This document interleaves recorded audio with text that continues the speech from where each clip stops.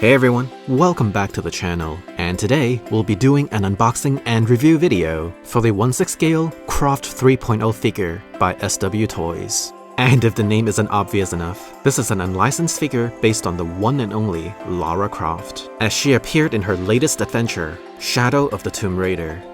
Alright, let's dive in for a closer look.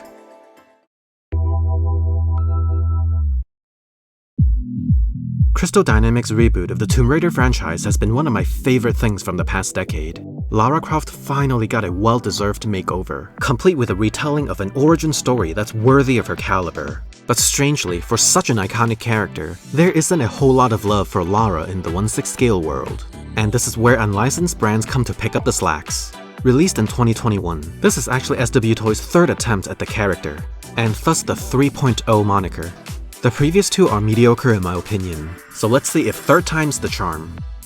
Starting with the portraits, I'd argue the sum is greater than its parts with this head sculpt. If you pick apart every element on her face one by one, I'd say the likeness really isn't quite there. Her eyes could be a little bigger, with heavier eyeliner at the bottom. The hair sculpt also feels a little plasticky, like Lara is wearing too much hair product. However, when everything comes together, I do think the overall profile looks pretty good. And it certainly looks better than the promo pics. Looking back, I don't know if I was brave or just stupid for putting in the pre-order, because I don't even know who this is. You can also adjust her ponytail a bit, but sadly, it always snaps back to the middle. My biggest gripe is really just this super obvious gap between the head and neck. Other than that, I quite like how this head sculpt turned out. On the costume department, Lara's top is made of this leathery material, which does look pretty good, but it's not accurate to the one in the game, which is made from some kind of weaved material, though the mesh sections on her shoulders and sides are pretty on point. I also kinda dig this jade necklace. The way the string goes around the neck is very accurate. The shape of the necklace has just enough details to get the job done.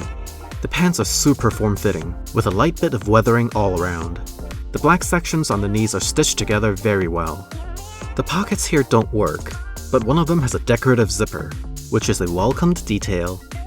The boots are nicely sculpted, but otherwise pretty standard. I have more things to say about this regarding articulation, which makes for a great segue.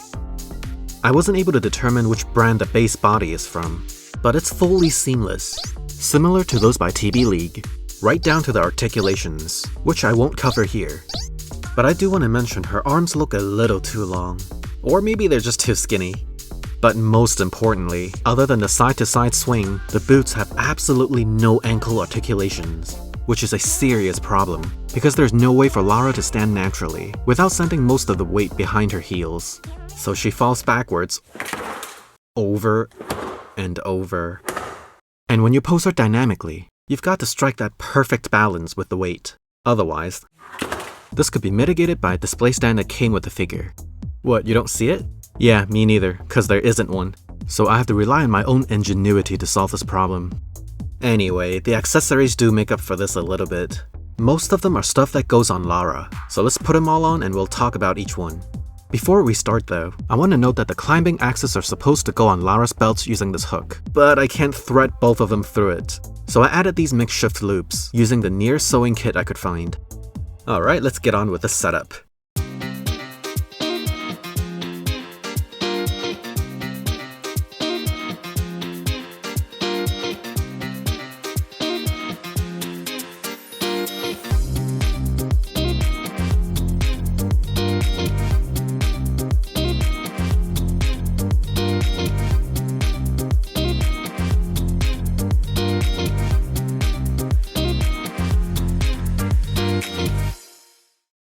Wow, this setup definitely elevates the figure.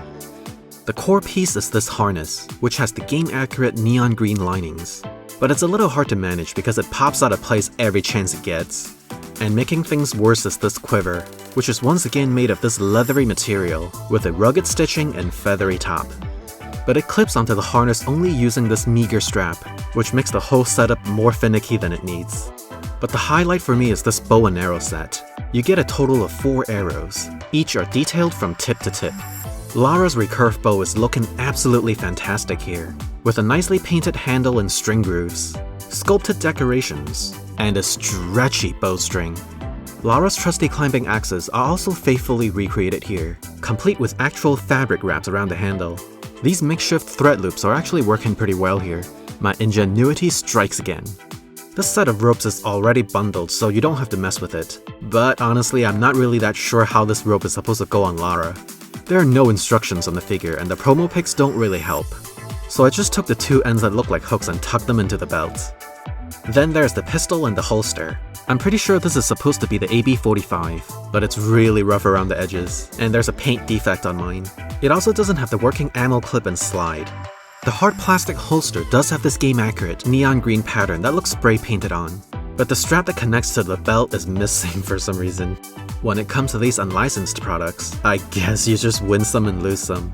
There's also this radio and the makeshift knife, which roughly have all the game-accurate details. And finally, Lara comes with 3 pairs of gloved hands, which will just about cover every available display and accessory options. So there you have it, the 1/6 scale Lara Croft 3.0 figure by SWToys. Despite many of the shortcomings that I listed in this review, I still genuinely enjoyed this release. Perhaps I'm just biased because I really wanted a Lara in my display. And this one just happened to come along, and it didn't cost me an arm and a leg like a custom piece. The accessories could be a hit or miss, and the head sculpt definitely leaves more to be desired. Nonetheless, I like this figure a lot more than I thought I would, and I hope you will too. And if you're thinking about getting this, do yourself a favor and snag a display stand as well. Thanks for watching, and I'll see you in the next video.